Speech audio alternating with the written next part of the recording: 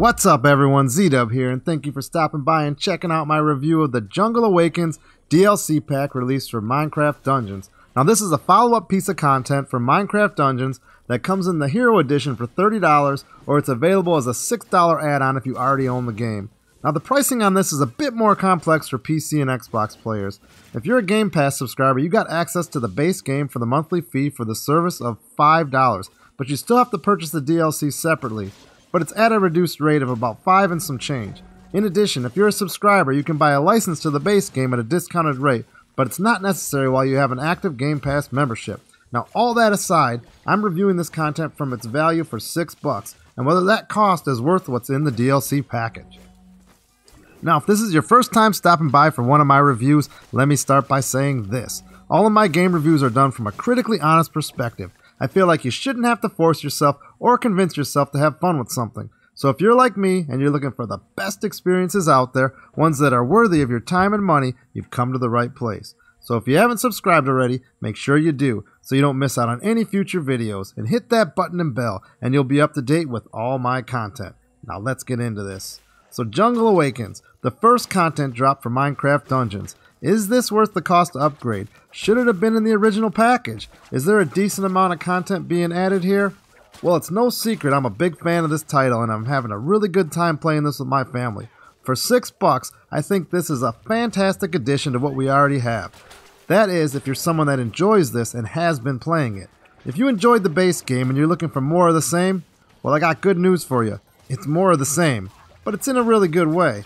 If you didn't care for the original release here, well, there really isn't anything here to compel you to come back. This is targeted at current players only. So for the players that do enjoy this game, this is a solid add-on. For the cost, you get 3 large areas, including a hidden dungeon and new items. I believe this is a bit between 2 to 3 hours of fresh gameplay, but as we all know, this game is fun replayed at higher difficulties over and over. So it really opens up quite a bit more replay and variety across the board. Not to mention, they also released a free dungeon level as well through this update. So to touch on the value of this, I know some people were upset it wasn't released in the base game for $20, as it was clearly ready to go at release time and just staggered out to promote the longevity of this title. They could have released all this DLC and the next in the package for $30 that they're charging for the Hero Edition, which to me would have been a fair price. But by selling the base game at $20, it was a lower barrier to entry for people to try it out and see if they even like it. I do wish the DLC was completely free with Game Pass, but it is what it is and they aren't charging a lot for the amount of game time that's added with this. Now as far as the content in the package, I really am enjoying the look and feel of the new environments, and it's a nice change from what was in the base game.